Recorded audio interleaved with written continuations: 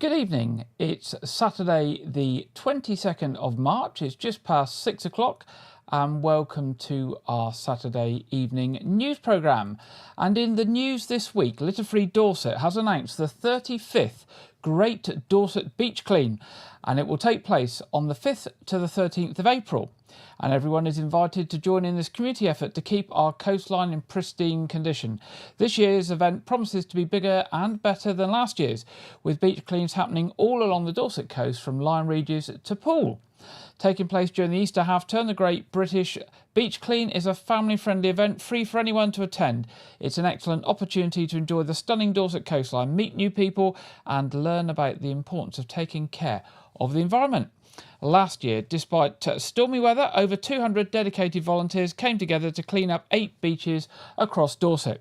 Their hard work resulted in the removal of hundreds of kilos of litter, including fishing gear, hard plastics and even some unusual items like brooms and a fridge, believe it or not. Some of the most commonly littered items on our beaches are plastic bottles and cigarette butts. All plastics will gradually break down into smaller pieces called microplastics, which remain in the environment forever, when they can be ingested by wildlife or leach chemicals into the precious coastal and marine environments. Beach cleans are part of the vital effort to remove litter from the beaches and are a great opportunity for communities to come together. Litter Free Dorset encourages everyone to participate in this year's Great Dorset Beach Clean. You can bring your friends and family and neighbours and help make a difference.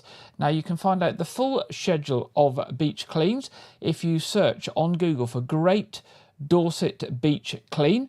But for those of us down in South Dorset, the key one is Sunday the 6th of April at Chesil Cove on Portland. That's Sunday the 6th of April, Chesil Cove on Portland.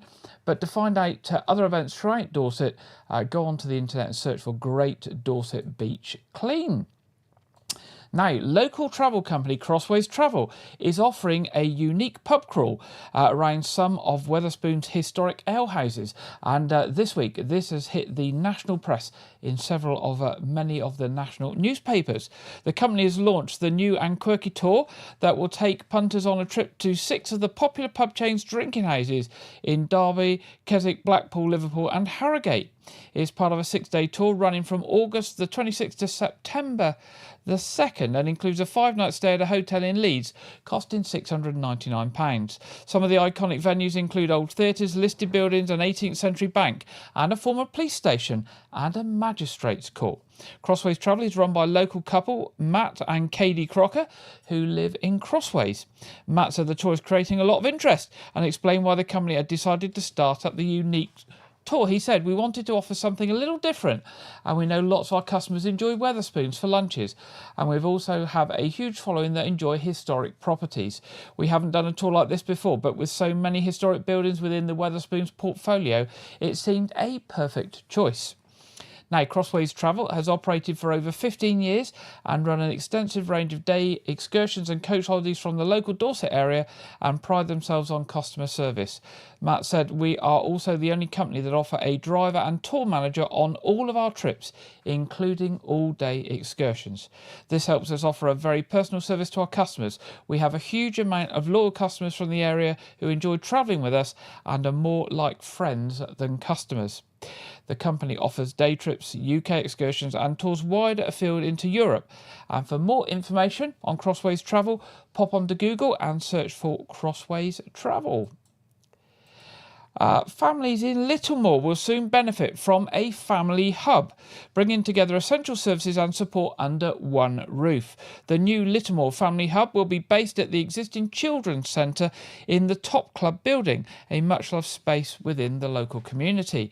Families will have the opportunity to share their ideas on how the site may best meet their needs and learn more about the plans for the Family Hub. And you can do this at 2 information sessions, one on Friday the 28th of March from 11 o'clock till 12 and Friday the 11th of April from 1 o'clock till 2. Both sessions will take place at the Children's Centre at the Top Club building, Louvier Road, Weymouth, and these sessions are open for anyone and will provide an opportunity for families and members of the community to share their ideas and learn more about the plans for the Family Hub.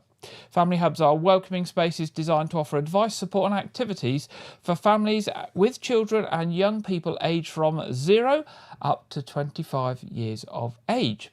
Available service will include midwifery, health visiting, financial advice, parenting support, learn and play sessions, activities for young people, and much, much more. You can learn more about Dorset Council's Family Hubs service by going to dorsetcouncil.gov.uk/family-hubs.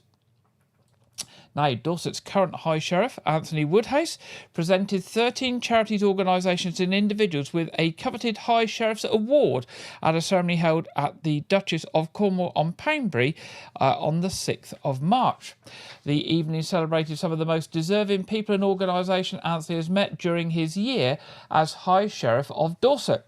Anthony said, "As my year as High Sheriff draws to a close, it's important to me to recognise those who spend their time giving so much to others. In my Shreveport year, it has been a pleasure and privilege to meet so many wonderful organisations with amazing people doing amazing things, often in challenging circumstances and without public recognition. It has also been humbling and has delivered a dawning realisation that our society would simply cease to function without voluntary and charitable organisations." Now, there were 13 organisations and individuals recognised. We can't mention them all here because we'd be here all evening, but I've just picked on 3, I think it is. One is Wayne Napton. He was awarded a Bravery Award on the recommendation of the court for intercepting an incident whereby the victim had been seriously assaulted by someone with a machete. Wayne was recognised in court and by the High Sheriff for being able to assist so thoroughly in the investigation, including giving a detailed and comprehensive witness statement. Then there's the organisation Mosaic, a charity founded in 2007 to fill the gap in bereavement provision for young people across the county. Mosaic supports children and young people who have been bereaved of someone special, such as a parent, sibling, friend or a member of their extended family, and provides help with the support, guidance and comfort needed to help them smile again. I know from our local school here in Wyke that unfortunately they've had to use the services of Mosaic several times for young people at the school and have been very grateful for them. And Volunteer Centre Dorset, an organisation that promotes and enables volunteering to take place in Dorset.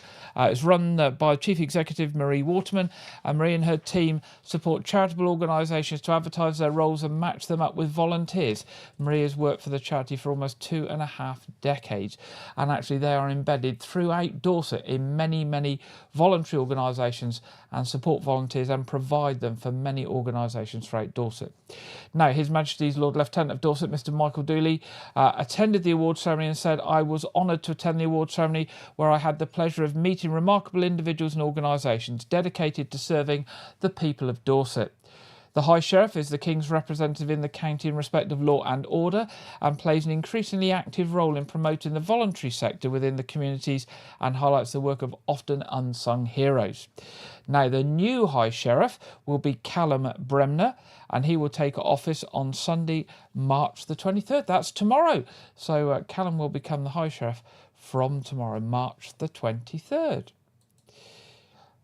Now, councillors have voted this week to support an increase in the supply of affordable homes in Dorset. This will be achieved through the use of council-owned land and buildings and by leasing more homes across the county.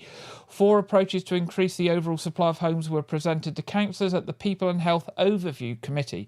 A plan to supply 100 homes to be used for temporary accommodation for family and single households within 12 months will start first. The council will lease these homes for people needing emergency housing, resulting in minimal use of bed and breakfast accommodation in future. Councillors also supported a proposal for a pilot using council land and buildings to provide homes for people with complex housing needs. Other recommendations were endorsed that will work towards setting up a pilot partnership and building affordable housing on council-owned land and to lease 400 homes a year over 3 years to Dorset residents on the housing register. Councillors heard that more temporary accommodation and affordable housing, including social rent, supported, accessible and adapted homes will be provided, and that residents and council services will benefit from the new provision. Retail chain Primark has lodged its plans to convert the former Weymouth Wilko store, and it's hoping to open in early 2026. The Western Road store has been closed since October last year and could provide a boost for the town, attracting other retailers. Primark's nearest stores to Weymouth are currently Poole and Yeovil. Dorset Council has already told the company that conversion of the building is likely to be accepted in principle, although minor changes to the proposed designs may be necessary. The council have commented the existing elevation of the building appeared dated and drab, so your proposals offer an excellent opportunity for enhancements to this part of the conservation area. The site will give Primark around 2,000 square metres of space on 2 floors, similar to many of its other town centre properties. In its planning application to Dorset Council, which remains open for consultation through to the mid-April, the company say their proposals will inspire confidence in this secondary retail quarter of Weymouth, which has a wealth of heritage and historic buildings within the conservation area. The business claims that the alterations to the former Wilko store will enhance the character and appearance of Weymouth's conservation area and not adversely impact on the setting of the Little Meeting House or result in harm of the significance of any of the non-designated heritage assets. Conversely, the proposed works can be considered to make a positive improvement to the area with the sustainable refurbishment of a former 2-storey retail unit with alterations to the shop front, including rebranding at the upper level of the fascia fronting Western Road. Now, if you've got any comments on that, you've got to mid-April to put them in.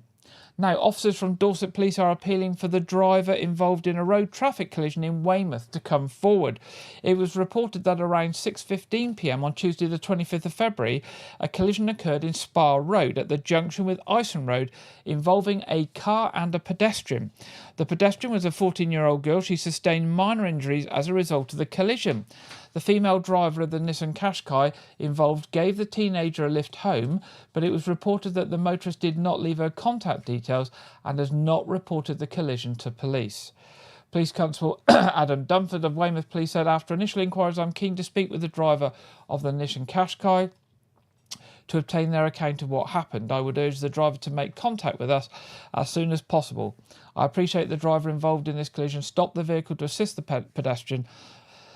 Excuse me, I need a sip of water here. But road users still have a responsibility to report a road traffic collision should personal injury be inflicted or damage to another vehicle occurring. So if you were the driver, you need to get in touch with police. Excuse me. Still staying with Dorset Police. Dorset Police has received 3 reports of livestock worrying involving sheep being injured in the Tolapacorum area. The first incident reported occurred in the evening of Wednesday the 19th of February and saw 2 sheep being injured. A further incident involving 3 injured sheep was reported on Friday the 28th of February, and the third incident with 2 rams having their ears bitten off was reported on Thursday the 13th of March. Police Constable Kate Schofield of Dorset Police Rural Crime Team said, we are continuing to investigate these matters and I would urge anyone with information to please contact us. These incidents all occurred in the Tolapacorum area and I would urge anyone who's witnessed dogs out of control around livestock in this area to please report this to us. With lambing season in full swing and more animals out grazing, we want also to take this opportunity to remind people to keep their dogs under control around livestock. All animals, whether they be livestock or pets, deserve to be safe and to enjoy the countryside, and dog owners have a duty of care. Now, if you've got any information on the road traffic collision or these incidents of rural crime and affecting livestock, then please contact Dorset Police on 101, or if you wish to give information anonymously, you can do this via the Crime Stoppers charity on 0800 555 111. Now, moving to Dorset's Police and Crime Commissioner. He is calling for community groups to apply for PCC or Police and Crime Commissioner funding aimed at helping to reduce antisocial behaviour in Dorset to even lower levels. Dorset's Police and Crime Commissioner David Sillick's Operation Relentless Community Fund was established in 2021 to empower communities and help reduce incidents of antisocial behaviour. Now, the latest round of funding is being launched with community groups encouraged to apply for grants of between £100 all the way up to £5,000 to help make their communities safer places to live. Since the Operation Relentless Community Fund began, 150,000 or just over 150,000 has been awarded to community groups for 35 initiatives which reduce antisocial behaviour or increase feelings of public safety. Projects which have been successful previously include community outreach work, employment skills workshops and sports activities, as well as sessions in primary schools to educate pupils about the danger of county lines. Dorset Police and Crime Commissioner David Siddick said, if you are a charity or local organisation and fit the criteria, I encourage you to apply for funding. Together we can continue to drive down antisocial behaviour offences and make a positive difference to where we all live and work. Applications are open until Friday the 2nd of May, and as we say, grants are between £100 and £5,000. And you can find out more about the fund and how to apply on the Dorset Police and Crime Commissioner website. So if you search for Dorset Police and Crime Commissioner, you will find the website and you'll find information on that fund. Now, 2025 sees Arts Reach celebrate 35 years of working in partnership with rural communities to enrich the lives of people living in Dorset by providing access to creative and cultural experiences. Arts Reach is also part of the Big Give Arts for Impact campaign, providing an exciting opportunity for their supporters to make a real difference to the charity. Now, this is the key thing, and it runs out in 3 days' time. All donations made to Arts Reach between the 18th and 25th of March will be doubled under this campaign. Every pound donated to the Outreach Big Give fundraising page is to be doubled, so any support you can give will be hugely valued to the organisation, will help them on their mission to ensure they can keep delivering a vibrant programme of events to communities right throughout Dorset for another 35 years. So search for Arts Reach and look for the Big Give Arts for Impact campaign information on their website. Make a donation before the 25th and it will get doubled.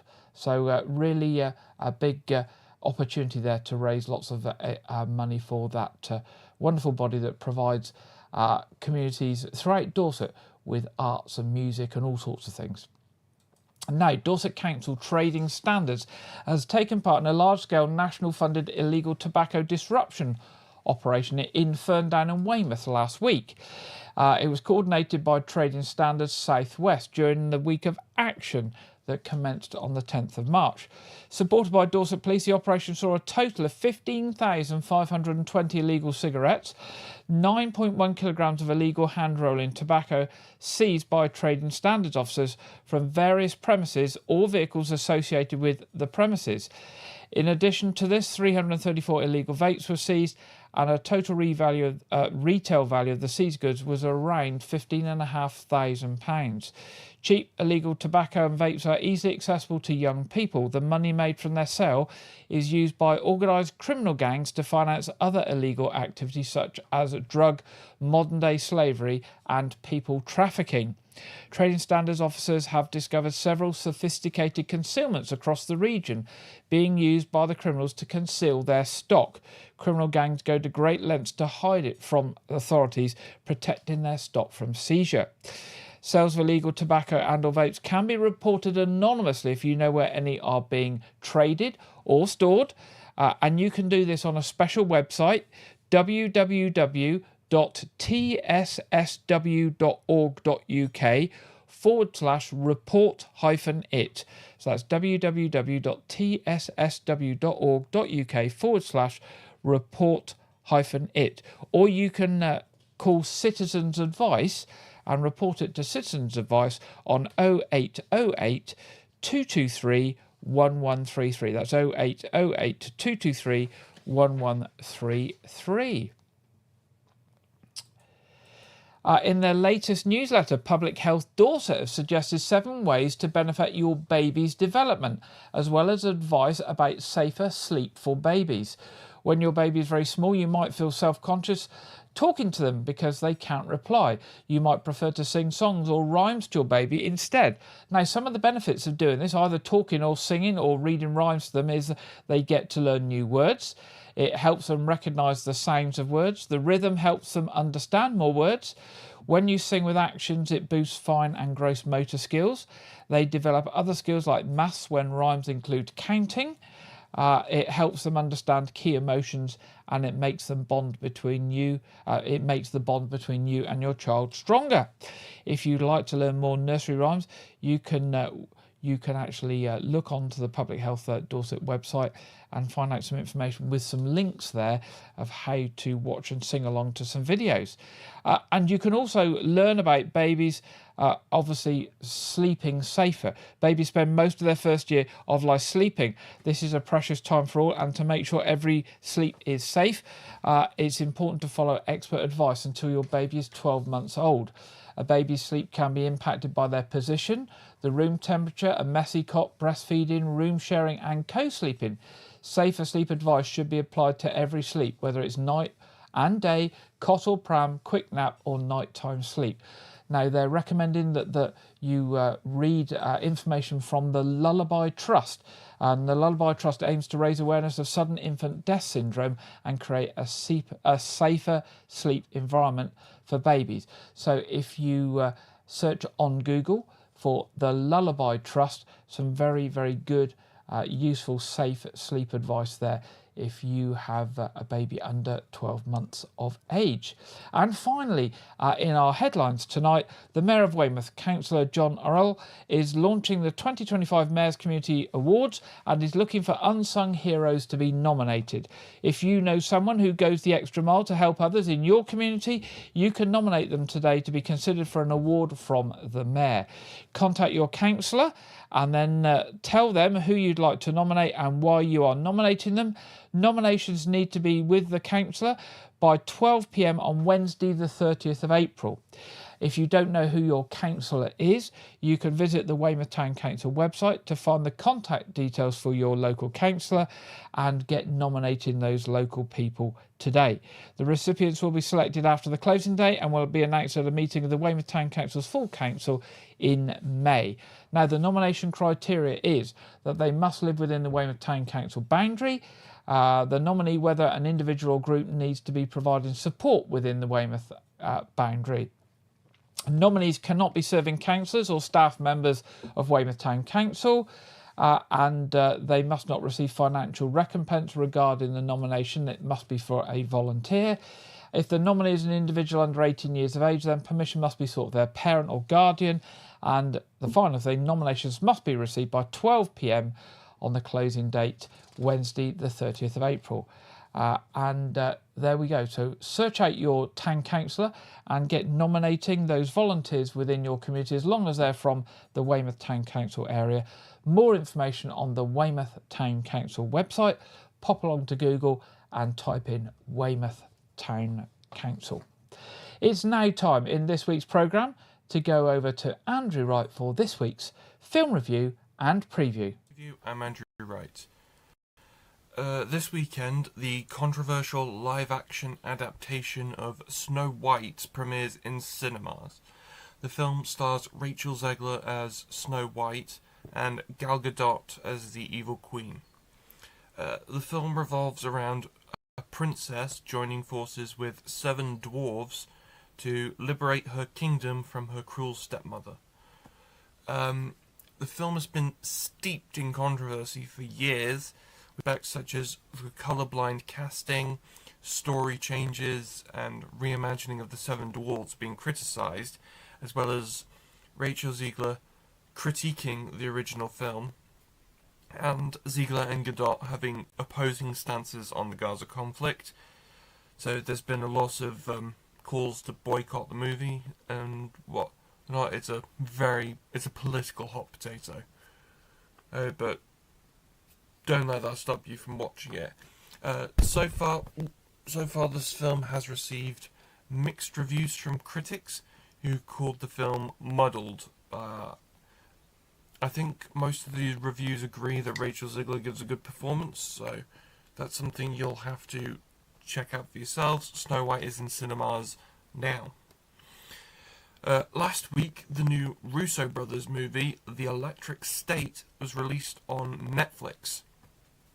The film is set in an alternate history 1990s where robots and humans fought a war over robots' sentience, and the robots lost, and then they became illegal and whatnot. And then a young orphan girl begins a journey across America with a robot to search for the brother she thought dead.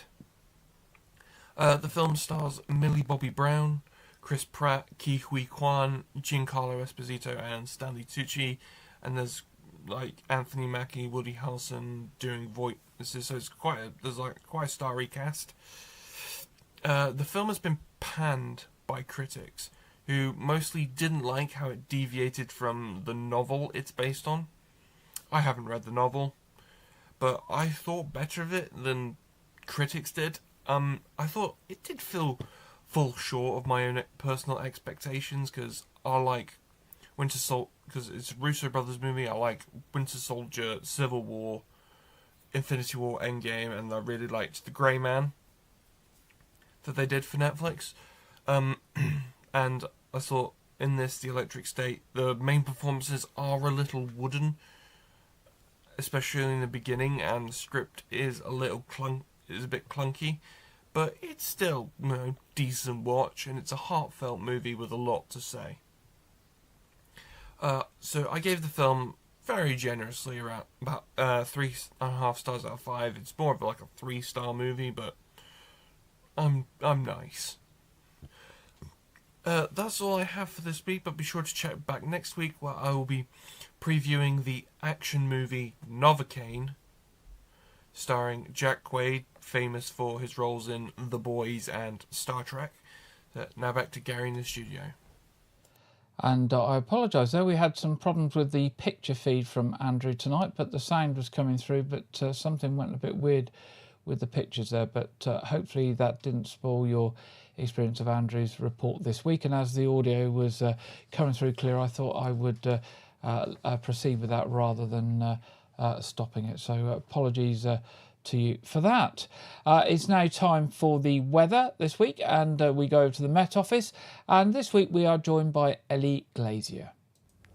Hello, welcome to your latest weather update from the Met Office. Changeable conditions are likely to continue as we head through the rest of the weekend, all thanks to an area of low pressure situated just to the south of the UK, bringing various weather fronts that bring some outbreaks of rain. However, into the new working week, we see a ridge of high pressure developing from the west. A few weather fronts just toppling over the top of that high pressure, so a bit more of a focus for some cloud here. But for the majority of us, that area of high pressure brings some more settled conditions, so some dry weather and perhaps some sunshine. Back to the rest of Saturday though, and still a lot of wet weather to get through before we get to that area of high pressure. Plenty of rain across the northern half of the UK, particularly across eastern parts of Scotland, northern parts of England, where it could be quite heavy at times. Any showers we see across central areas today gradually merging to longer spells of rain. A little drier across parts of Northern Ireland, western parts of Scotland and the very far south as well. But with plenty of cloud around, that does mean quite a mild night to come. Temperatures in the south perhaps holding up into the double figures in places. So quite a mild, damp and quite cloudy start for many of us on Sunday morning. The rain that we see across the northern half of the UK gradually starting to ease as we go through the daytime. Some sunshine across parts of Northern Ireland, western parts of Scotland and across the southeast too. And in the southeast where we see that sunshine, likely to see some showers bubbling up through the afternoon. These again could turn quite heavy in places, perhaps some hail and thunder mixed in. So perhaps some localised flooding across the very far southeast through Sunday afternoon. Still quite a lot of cloud around though, but it will still be quite a mild day. Temperatures in the south 17, 18, perhaps 19 degrees, and even in the north 10, 11 or 12 degrees. So feeling pleasant where we do see that sunshine. As we then go through Sunday evening, any of those showers across the southeast gradually move their way offshore, so turning a lot drier for most of us as we go through Sunday evening and into the start of Monday morning as well. Clear skies developing across parts of Northern Ireland, parts of Scotland, so likely to turn quite chilly here, but remaining mostly cloudy across much of England and Wales into the early hours of Monday morning. Where we see that cloud persisting, likely to be a little bit milder overnight, not quite as mild as we saw on Saturday night, but temperatures generally holding up in the high single figures. But where we do see those clearer skies, perhaps a touch of frost with temperatures falling closer to 0. So a bright start across Northern Ireland, parts of Scotland on Monday morning, plenty of sunshine on offer as we go through the morning. That cloudier start though across England and Wales. We see that cloud gradually starting to fizzle away as we go through the afternoon. So some sunshine developing here, maybe the odd one or two isolated showers. Sunshine turning hazier though across parts of Northern Ireland and Scotland as we see this weather front arriving across the northwest. Perhaps some heavy downpours across northwestern parts of Scotland through the afternoon, and temperatures perhaps down a touch compared to what we saw over the weekend. 12, 13, 14, maybe 15 degrees in the south and 11 or 12 degrees further north. That weather front slowly sinks its way southwards as we go through Monday evening, with high pressure then developing behind, so turning much more settled for all of us. But you can find out more about that by hitting subscribe on our YouTube channel. Bye for now. Thank you very much there, Ellie. And looking at the weather forecast down here on the South Dorset coast this week, changeable, sunny spells, a bit of rain through until tomorrow. And temperatures are not too bad. In fact, probably much of the same we've had the last week, where we get sun in the morning and then it gets grey and dingy later in the day, which is a bit of a pity. It'd be nice if it stayed sunny all day, but there we go. We will stick with that as long as we haven't got the wind and rain. Looking to our What's On, tomorrow, 23rd of March, the Pink Floyd Experience at the Pavilion. First of all, that's Pavilion first of all. So Pink Floyd Experience. 24th of March, film Bridget Jones' Mad About the Boy. 25th of March, film June Part 2. 26th of March, Macbeth. 27th of March, an evening with snooker player Jimmy White. And 28th of March, the story of Guitar Heroes. More information about these and many other concerts and films at weymouthpavilion.com. Moving to the Noth, this weekend is the Victorian Children's Weekend. That continues tomorrow, 10:30 to 4. Lots of activities going on there. 30th of March is a rocking Mother's Day day. 5th of April to 21st of April, Easter Wonderland at the Noth. More information on those on the Noth website at nothfort.org.uk. Now, we mentioned about Arts Reach. Now, Arts Reach have got coming up in our locality, 28th of March, the Tukey Plastic Man at Portersham Village Hall, and a double bill, Nancy's Orange and the Butterfly Collector, on the 28th of March at West Stafford Village Hall, 29th of March, Child Oakford Village Hall, and 30th of March at St Abbas Church. More information and tickets for those and many other things at artsreach.co.uk. Now, a number of local bands from the 70s, 80s and 90s are coming together on the 25th of April at the Centenary Club at Jubilee Sidings, raising money for local charities. Concert starts at 6:45 p.m. It's going to include Violin Shop, Replay, The Cats, Nick Capaldi and Friends. Tickets are £10 and they are available by calling 01305 859 310. That's 01305 859 310. Now, finally, church services are in Wyke tomorrow. 8 a.m. communion at All Saints Church, 9:30 communion at All Saints Church, and 11 o'clock at St Edmunds is a service of the word, a non-communion service. Our other programme, our quiz, is on tonight at 7:30.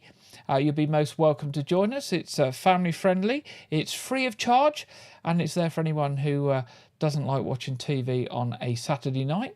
And if you're sat at home on your own on a Saturday night, why not join us for our quiz and join in with other people online all together for an hour or so. Streams go live at 7:20 for a prompt start at 7:30, and everyone is welcome. Now, that brings us to the end of this week's programme. If you've got any news or events or any other things to share with the people of Wyke Regis, Weymouth and Portland, South Dorset and beyond, then do drop us a line at news@wykeregis.tv. We would love to hear from you. Other than that, it just remains for me to say have a good weekend and a good week ahead, and I look forward to being back with you next Saturday at 6 o'clock. Good night.